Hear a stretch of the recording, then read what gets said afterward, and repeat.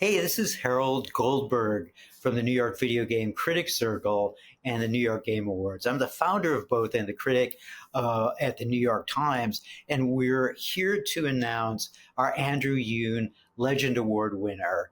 And it's Sam Lake. Sam Lake has created these awesome games series, Alan Wake, Control, Max Payne. And Sam is calling in from Finland, and our interns, our young interns from NYGameCritics.com, are going to interview him. So thanks to Sam and to the interns. But first, I want to say you can get your New York Game Awards tickets, which will be held this year on January 21st, 2025 at SVA Theater. So get them at Eventbrite, get them via nygamecritics.com.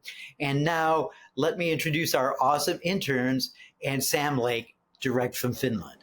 Thank you for joining us today, Sam. It's a pleasure to have you here. I'd like to start off by asking a question about your background. So, how did your upbringing in Finland and your early experiences with storytelling shape your identity as a game developer and your approach to narrative design?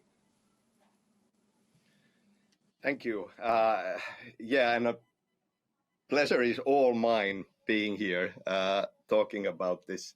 So thank you very much. I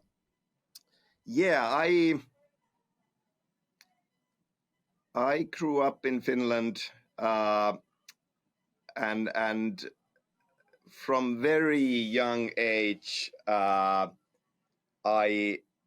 loved reading and I loved books, and that I feel just was the starting point.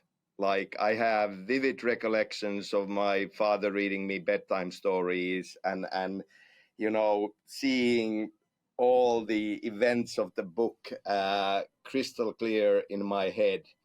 And then when I learned to read myself, I just kept on reading.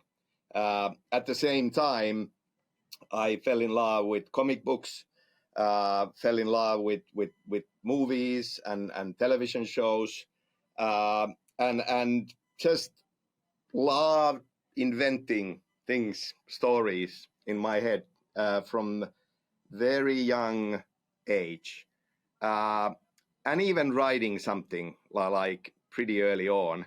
All of this in Finnish, which is my native language. Although, TV, movies, in Finland, we don't have a dubbing culture. So everything is in the original language, and then we have subtitles. And that does start teaching you different languages pretty early on. And then, like, I think I was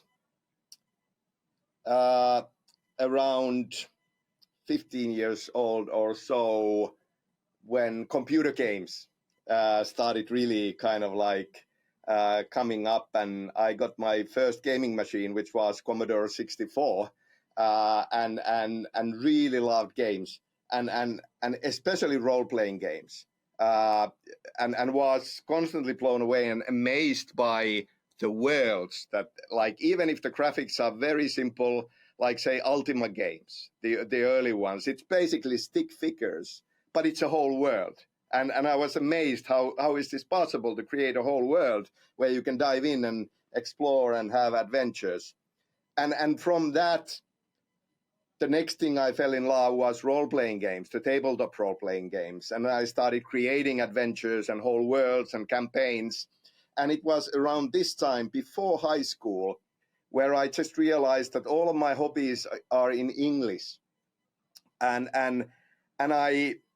I discovered also that because I fell in love with fantasy literature through Lord of the Rings at quite young age, I realized that there is so much more selection for fantasy and science fiction books in English than there is in Finnish, either translated or originally.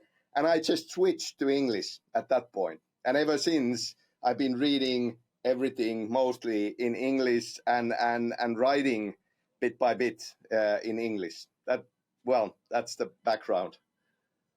What advice do you have for young people who want a job in games? Go for it. Trust yourself. Like if that's your passion, then for sure you should chase it.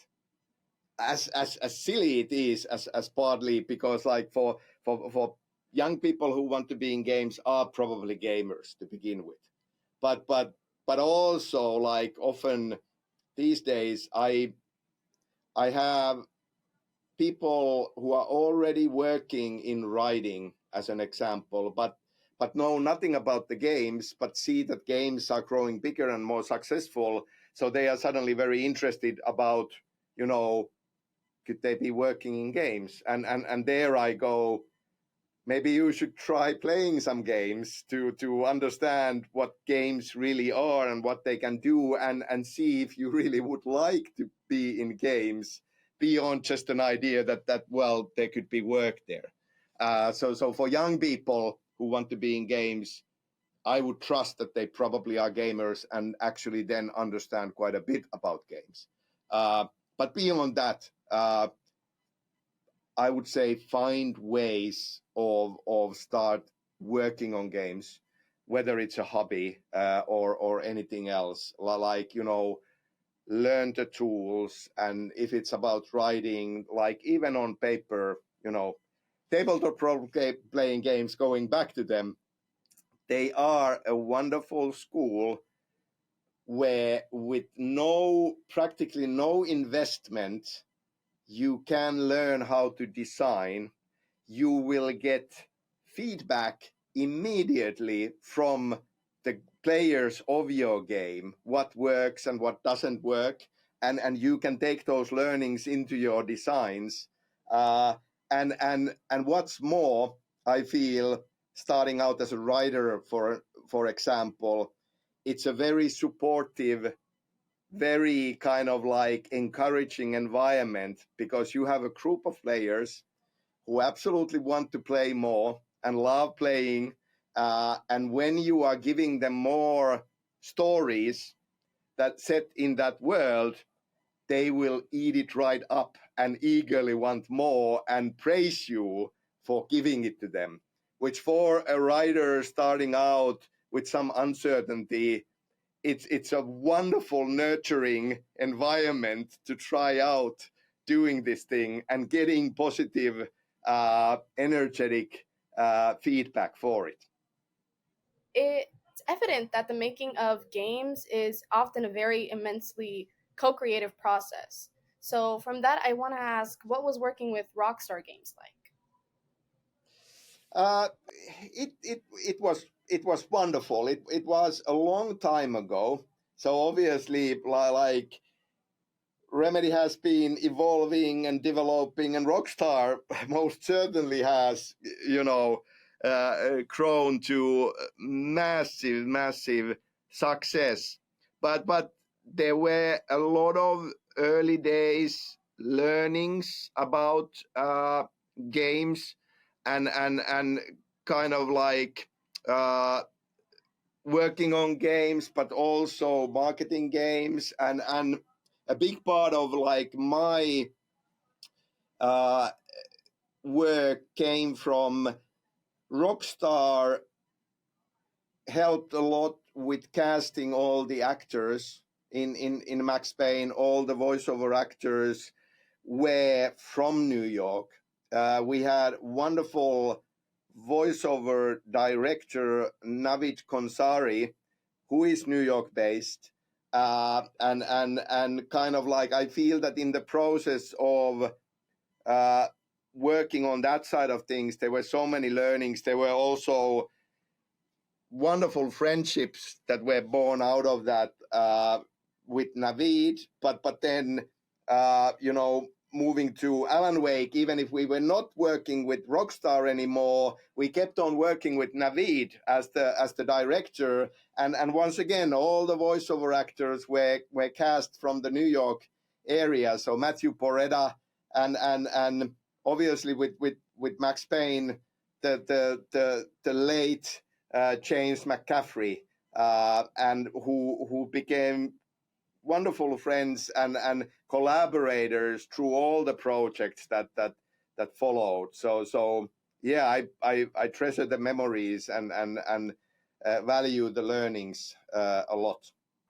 Sam, thank you so much for taking the time today, all the way from Finland, to speak to us and our students and mentors about your life and your work and your hopes and dreams.